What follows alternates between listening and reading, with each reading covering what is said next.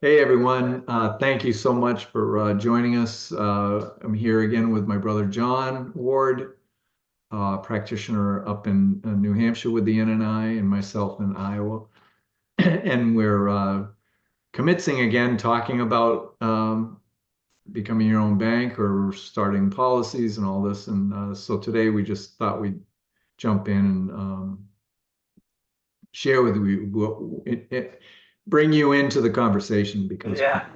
because we just started talking and I said, we really should be recording this. So thanks for listening. I hope you find some value here. And if you do, please subscribe. I'll mention this again. Obviously, everybody that's doing these blogs is asking for that because it's helpful. So anyway, what were you just talking about, John, before we uh, turn this on? Well, I was saying that, you can you could put your money if you have that you have money, and it's not just to pay your bills from the outset, which is the way most people think about their money. Hey, I gotta have extra money. And so let's say you had $10,000, you could put it into a mutual fund, or you could put it into individual stocks or stocks. And that stock or that mutual fund has to perform, right? You Yeah. can't have it perform and utilize the money at the same time. So we're using the comparison to a permanent whole life policy that we would structure for somebody. And you could put the 10,000 in there, and you could eventually leverage that money Hmm. maybe to do some of the same types of things, whether put it Yeah. into a stock or. And so I said, really, there's nothing like it. And then I said, well, maybe a house, like a three family, fourth family. So, hey, Yeah. I can get income from it, maybe, right? Some extra cash flow over my expenses. Yeah. Um, but then I might also be able to tap the equity. So I can use it sort of twice. And then you made a great point. So I'll let you Huh. make that And point. then I said something to the effect of, well, that's if they let you tap it, the Yeah. equity, if they want to give it to you. And if they do want to give it to you, they aren't going to give it to you this week. You're going to have to send in, some information, how's business going, right? They're not going to give it to you. And the other thing of it is when they do give you that loan, any kind of loan, right? Whether you're talking about car loans or anything, at any time they can call the note. Like it wasn't it when we had started the landscape business and our friend, I'll just say Michael L.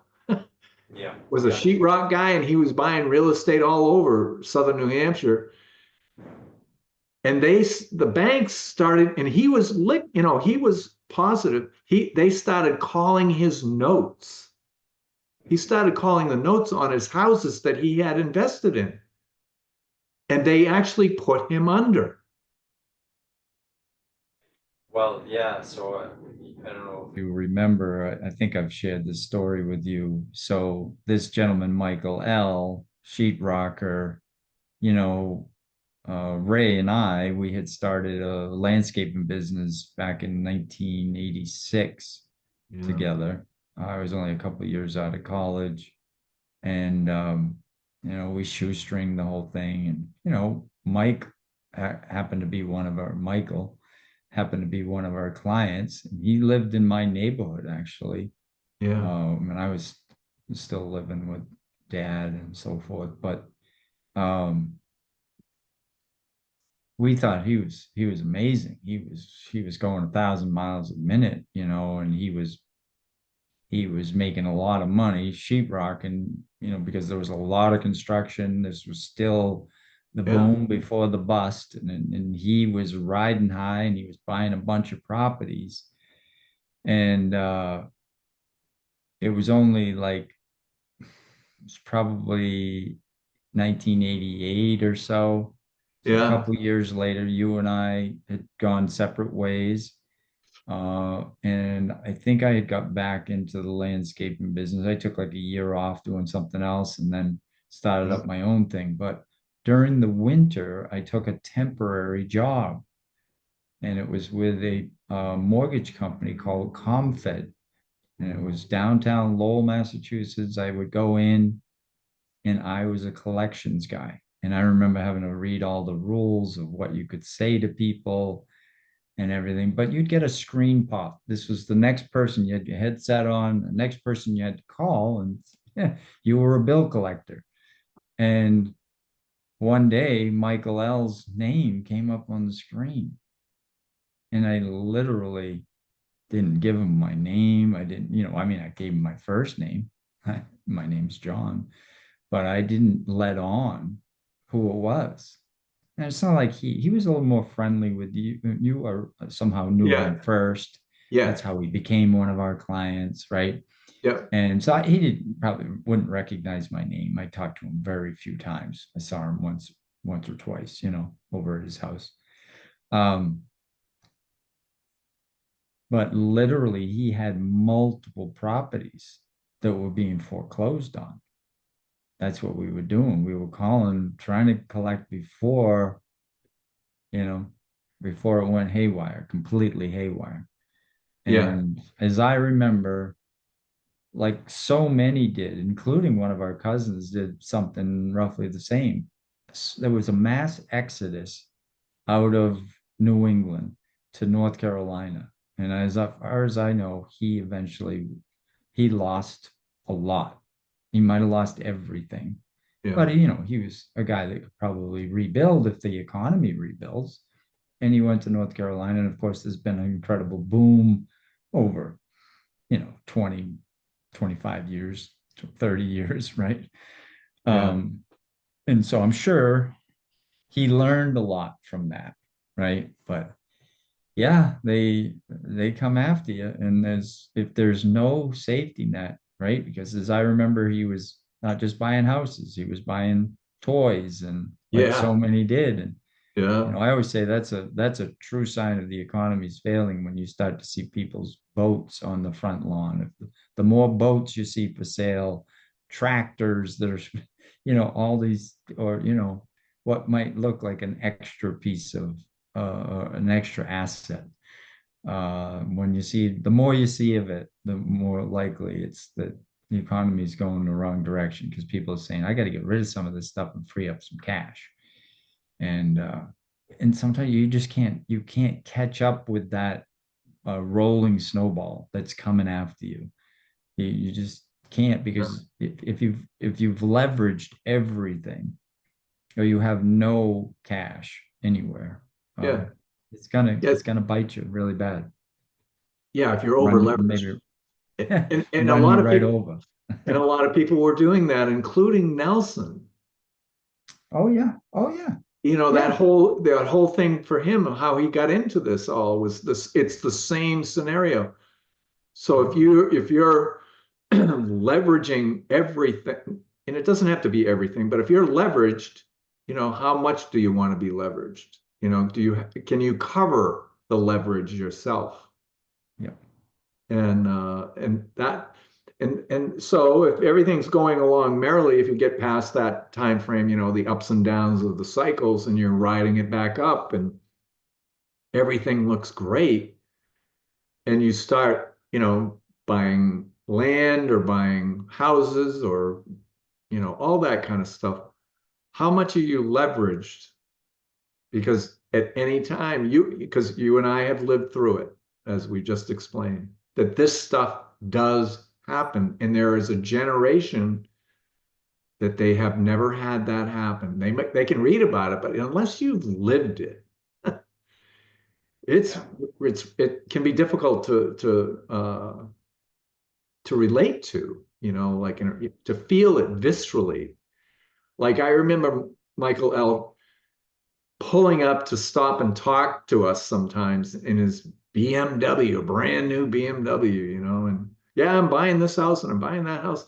He was doing great until he wasn't, and he didn't have a net to catch him. he looked like he had the world in his pocket, like Yeah. he Like so looked, many did. So yeah, many. he looked indestructible, not just the way he carried himself, but the way he looked. He was tanned, he was strong, muscular, he was Yeah. charming. Uh, he was a Yeah. nice guy and doing well, but he was willing to share how things were going and what he was doing. And then, yeah, it fell apart for him. And Yeah. it's funny you brought up Nelson. And of course, we talk about Dave Ramsey from time to time. And Dave Ramsey, I like to say, is he went bankrupt, and he's now spent the rest of his career talking about how bad debt is, and it's really the use of the debt and what are you leveraging, right? So if you say you're over leveraged, you could be over leveraged, well, maybe not over, but you can be maxed out on your leverageability in a policy, um, where, of course, you keep adding to it every year through your premiums, but you could have tapped out every last dollar you could borrow against. Um, but what you're really doing is you've got this asset that isn't going away, hopefully anytime soon, which is you. You are the asset. So nobody's going to come and take you, right? Right. But when you Right. die, if there's any outstanding debt, then it's just going to come off that death benefit. Yes, so your heirs, if that was even part of the equation of your thinking of doing this, well, then they're not going to get as much, because of the fact that you leveraged, and then those investments maybe that you were making didn't work out, Yeah. come to fruition, or maybe they did. So there's these outside assets too, right? So it's not just like, hey, I've got all this debt and I have less, left over for death benefit, you know, to share with my heirs, but you do have maybe some of these other assets that you bought with money. So yeah, I look at it like, well, Nelson, that I think without going crazy, he was trying to say in the book that I just really wasn't thinking. I just got swept up in maybe the fear of missing out, or hey, a little bit of greed stepped in. He was a forestry consultant and he bought forestry land because he knew stuff about it. But then he got into real estate development. So then starting to build, probably there was probably homes being built, or at least getting them prepped to have lots and all segregated and so forth on a piece of land. No. But he literally had a partner that went bankrupt. He said, I just can't go bankrupt. I'm not going to go bankrupt. So he took on not only his portion of the debt, which was a $500,000 back in the early 80s, and then another 350,000. And he went from paying 9.5% on that outstanding debt to, because it was 8 plus 1.5 for prime.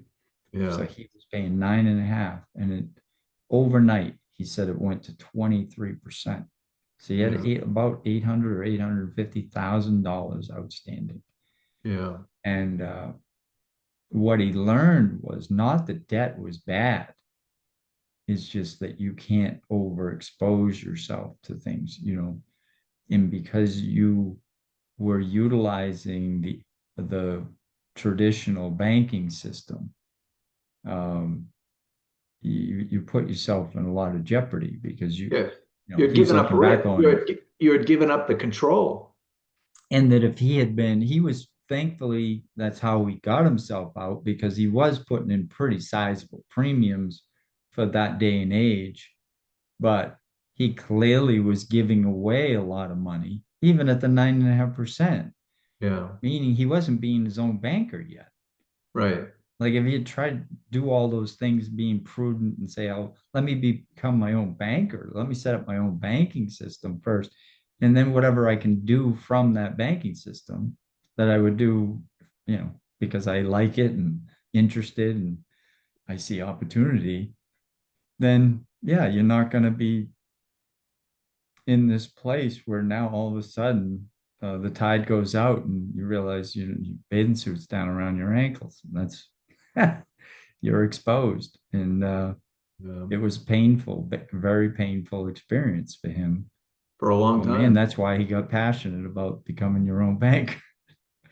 Yeah, and he came to the whole idea of this through that pain, you know, and there's many of us struggling, you know, with all of this, even now, even today, right at this moment. And if you really think about things, that's what happened to Nelson. He just kept pursuing, there's got to be a way for me to get out of this and not have to file bank. He just didn't give up on that.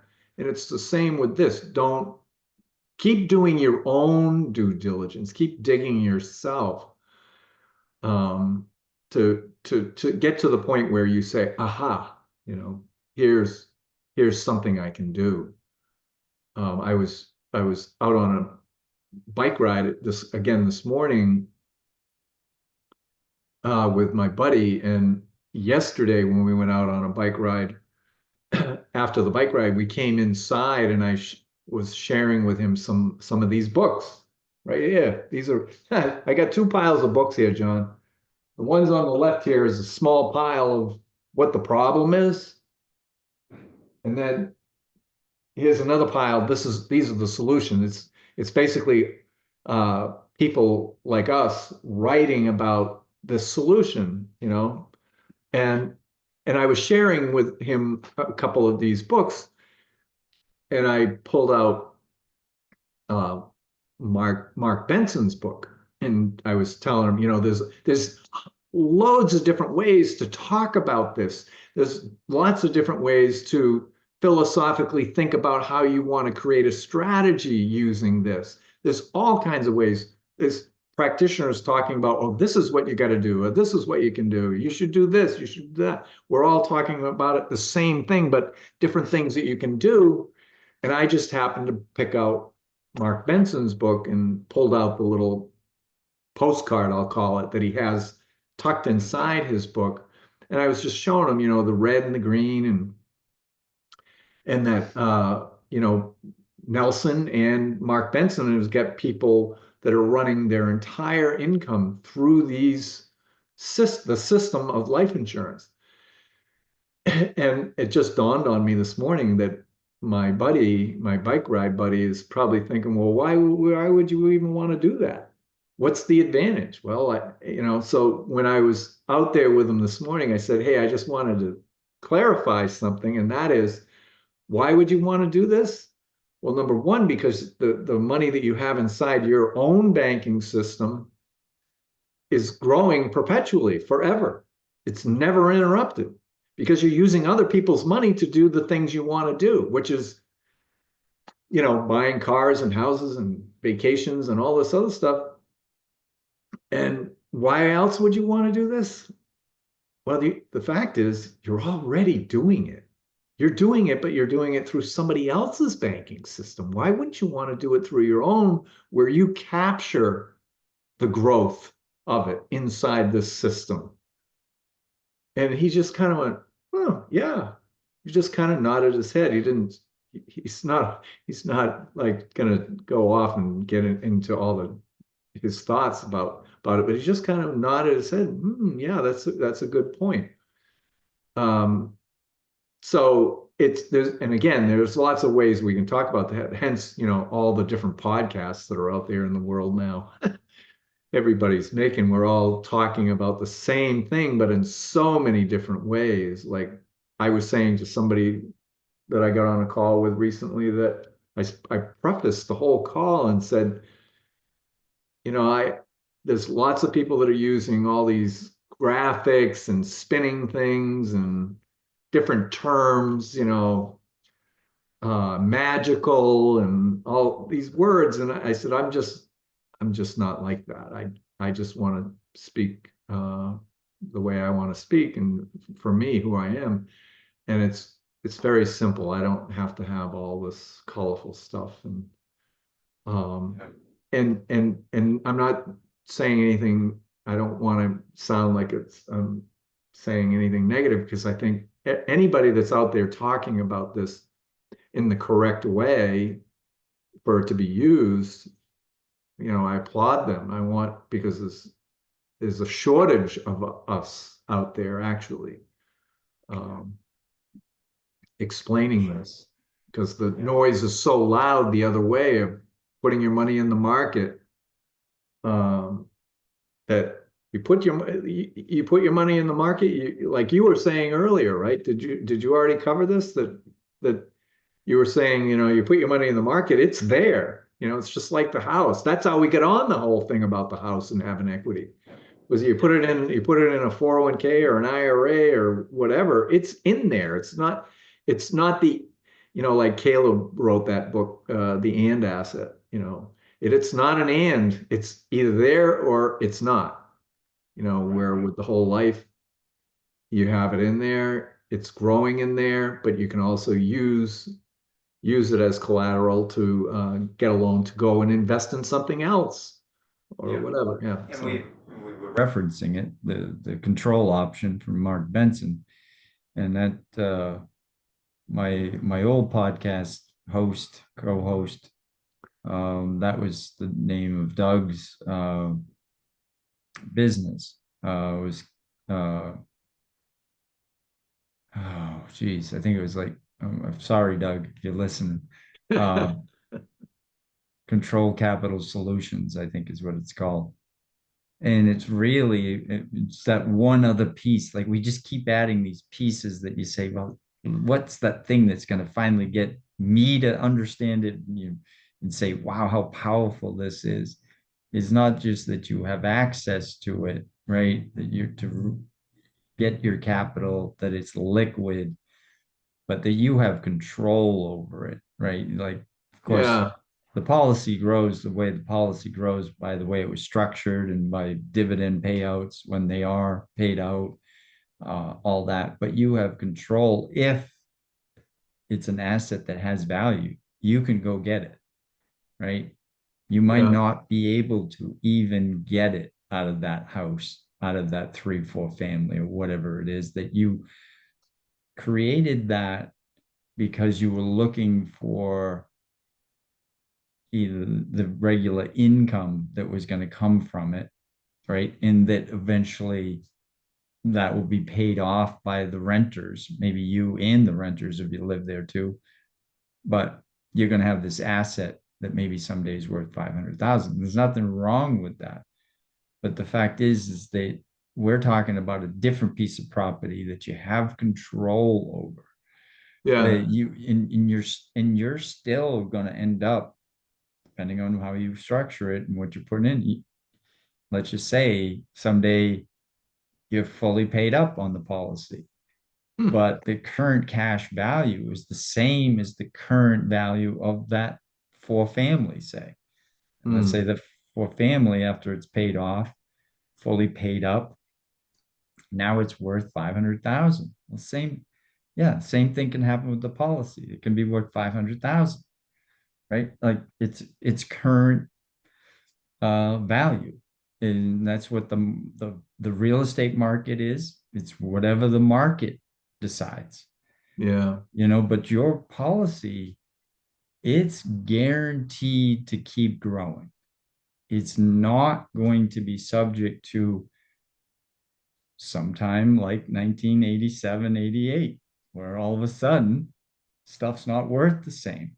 Real Yeah. estate's not worth the same. It loses 20%. I don't even remember exactly. It Yeah. lost a lot because we were in a total real estate boom. And Yeah. hey, none of us knows when the music stops. But what we were saying earlier is that we do have the life experience that the music has stopped a couple times. Yeah. And what position are you in when that happens? But that's not about fear mongering. It's saying we're talking about being really smart now, not just for the future, but being smart for now. that Yeah, yeah, I get to use the money all along. I don't have to wait for some future disaster to make this look good. No, yeah, it, it looks good pretty much the whole time, especially if you understand it. It all looks good. It's yeah, just like, I'm going to just build my financial house on this solid foundation. You wouldn't build a house like we live in on anything less than a solid foundation and expect it to stand, right? And yeah, now we're taking chances. It's like saying, "Hey, I'm not really gonna do this slab that I'm gonna build my house on. I'm not gonna do it maybe by the book. I'm gonna lay it out, maybe not have any um what's that stuff you put in the wire, not wire, but rebar. I'm not putting any rebar in it. I'm not, like, getting it to stay together. I'm just kind of slapping it together and that it might crumble, right? You wouldn't build your house on that. But I think these other products, you have to realize that there's some aspect of that, that you're actually not doing it in the best, you know, way, a standard way of building a foundation. yeah, IULs, variable life, and then just the idea that when you do other types of investing, there is some level of risk. And it can be the stock market. It could be any kind of investment that you're doing, right? Any business that you're putting yourself at risk, but hopefully it's calculated risks and all that. But we wouldn't build a house like that and say, I think that's good enough. It has a chance of crumbling, but maybe I'll outlive it before it crumbles. And that's what I think some of these products in our industry. I'm not just talking, I mean, I kind of I gotta say, when someone asks me what I do, sometimes I say I'm in a niche of the financial space, financial services, But of course, that conjures up something else. So I got to maybe share a little bit more if they're interested. Otherwise, they just kind of think, yeah, I'm selling stocks and mutual funds and all that. But to me, you know, we're talking about trying to do the best thing for consumers and what's good for them long term. But it's not just some distant future. Yes, think about it long term, plan it, do all this kind of stuff, but it has real use now. That's huge.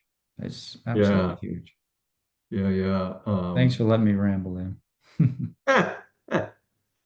Um, I wanted to just say that, that what makes this different is that, the whole life policy is really a savings vehicle, which takes it out of the realm of investments Mhm. because it is so liquid, that it isn't categorized as an investment. Although you'll hear people say, well, you don't want to make that kind of an investment. Well, it's not an investment, it's a savings vehicle. It's really that simple. And the way that you know that it's a savings vehicle is that you have access to it. It's liquid. That's the difference. Like your investment, yeah, you can go and get that money, but how long is it going to take you to get it? And it's going to stop growing as soon as you do that. Now the difference between a savings account here and a savings account in the bank is also the same thing, that as soon as you take it out of your savings account at the regular bank down the street, it stops growing. So it just has that added benefit um, to it.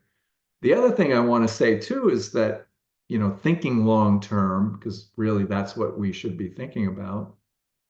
What is the legacy that we want from our life? Our life, it really isn't about us. It's not it is maybe for us, but it isn't about just us. It's about all the future generations that you'll never know that are going to be affected by what we do. And so thinking about it long term, when I think that part of our goal and all the other practitioners in this space, our goal is to get to start to do this so that when our clients do get to be 65 or 70 years old, that they thank their 35-year-old self or 45-year-old self, thank them for doing this. Because you are going to arrive, unless you get hit by a truck or something else, you're going to get there. And you and I are full proof of that, because it doesn't seem that long ago that we were playing baseball out on the fields, running around like crazy. Doesn't seem that long ago, but to be able to Took that line drive right off the chest that you hit at me. You felt bad, of course. for a moment. It was a hell of a hit. Oh, yeah, couldn't move quick enough to get out of the way. No, no. Oh, Somehow but it hit me just right so that it didn't do any damage, but it knocked me right over. oh man, Ah, yeah, and yeah, having grown up together, that does seem very recent. And of yeah, course it is well over 50 years ago. yeah, yeah. So I want that statement that I just made, that all of us are really trying to get to a place that our clients will thank their 35-year-old and 45-year-old or 55-year-old.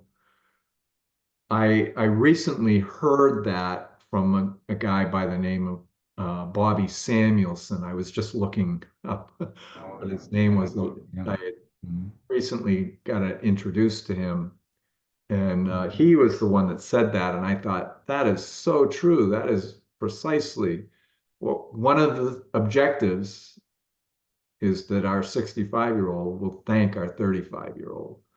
And you only have one shot at it. It's like these 401ks. You do that for 35 years and then you retire and you find out, maybe that wasn't such a great idea. Maybe it was for some, but that's what we're really after. So anyway, um, anything else you want to add to this? Um, Not really. That it's just coming right out of my head here. I do say that I did think when you were talking about investments, because first of all, these policies are not considered even by the IRS as an investment, and that's why they have the tax-free advantages. yeah, But I say it's an investment in you when it's very much along the lines that you're talking about. It's an investment in the here and now. It's an investment in your future, which is every day from here and now. That is your future. Tomorrow's our future, 3 hours from now, all that kind of stuff, really. But it's not the kind of investment we're used to talking about. It's it is an investment in your financial life, which you can't separate, sadly, in some ways. Or you could maybe try, and you can get into a good spiritual place in your life, good balance. But really, our financial life intertwines with everything else in our lives so much that, yeah, I look at it is really the best investment you can make. If this was the investment all of us started with, then all those other so-called investments or opportunities that you take advantage of all can be done from you making a decision. And that's what it is. It's a decision you made, just like And that's what you have to think about is I'm always making a decision, even if I just put it on autopilot. We've autopiloted the decision making, right? And we just say, okay, Yeah. we're just going to do it. And next thing you know, 35 years have gone by and this is what you did. And then you didn't really think about it. But even just remember that, you're not going to reassess things every day, but you can reassess and go, yeah, maybe I should learn about that. Yeah. And we're just doing this hoping, someone listens to it and they pass it on to somebody else and somebody else learns something. I mean, that's what Yeah. the whole world's about is if we share stuff, then, it's going to touch some people and it's probably going to hopefully touch the right ones at the right time. And, it'll be good for their lives. We Yeah. we would have done this so much earlier in our lives. That's why Oh, we're so passionate about it. We want that for other people yeah. because we know it would have made a big difference in ours if we had done it earlier. Yeah. Yeah. Well, yeah, and part of the reason of sharing it is that if it helps us and it helps more people, it will actually help us as a country, as a global community. It will help everything. Yeah, I Um, agree. yeah. I agree. So I just wanted to say that I'll kind of go back to another subject we touched on earlier, or I touched on, was that there's so many of us out here talking about this in so many different ways. And so me just saying that this isn't not an investment, it's a savings vehicle. Just because I say that doesn't mean that that's the end of it. Because for somebody else, they could still want to think of it as an investment, like you were just talking about, right? So I just want to give you an example of being accepting somebody that poses it in a different way doesn't mean that they're wrong and you're right, or vice versa. And I want to use this as an example. This is a book that recently came out, The Perfect Investment, and it's written by Carlos Lara, who is a board member of the NNI, and it's a Nelson Nash Institute. compilation. What's that? Sorry. The Nelson Nash Institute, Yeah, just the for those Nelson who Nash don't know. Institute. And it's a compilation of papers that he has put together, or somebody helped him put together, because he had a stroke, obviously, and he can't he can't function the same way he did. He didn't come all the way back, but he's still quite with us. Oh, yeah. But Yeah. so What a even treasure he he is. even he used the word investment on the book. So I'm Oh, just I'm just I'm just trying to make the point to be open, to be accepting to people's different ways of expressing the same thing. The vehicle itself isn't changing, right, current, right. it's Just because current, of how we describe it. Yeah, exactly. right. The concept is still not just theoretical, Yeah, conceptually, but yes, in application, it works. It just does. And there's no client of mine, including myself, because I am my own client. yeah, Uh, yeah, that would ever say that this was not, it was a huge benefit. It was, they never going, oh, geez, this isn't right. This isn't for me. This doesn't work, or I made a mistake. yeah, They're always reminded in conversation um, when we talk. They're like, wow, yeah, thanks again for, just kind of bringing me back in line and yeah. because I get a chance to talk about it all day, every day, and think about it. I still think about it all the time. And it's not like, oh God, I've had enough of this. I'm never like that. Honestly, I've never had anything else in my life where I felt like that. No work have I ever felt like, oh God, do I have to go do that? Like, no, I want to do more of it. I want to share it more. Yeah, Yeah, and I want to share with not just prospects. I want to talk to my clients about it because they made a good decision. sometimes they, it helps for them to have it reinforced. Yeah, I would say ditto on that, that's definitely something, because there's so much that even you and I revisit, and then light bulbs go off, So for our clients, yes, you want to keep in touch, right? And if it's through this mechanism, wonderful. Yeah. However, people can consume it and listen. Anyway, well, that's Sounds about all good. I have, Johnny Yeah. Ward. Uh, Yeah, Raymond Wood. That sounds great. Till next time. Thanks for yeah, listening. please do subscribe and share this. And if you ever want us to speak to any groups that you're part of, we'd be happy to do that or speak to you yourself. Okay. Sounds Until great. next time, All right. Enjoy your day, Ray. you too, John. Take Bye, care. everyone.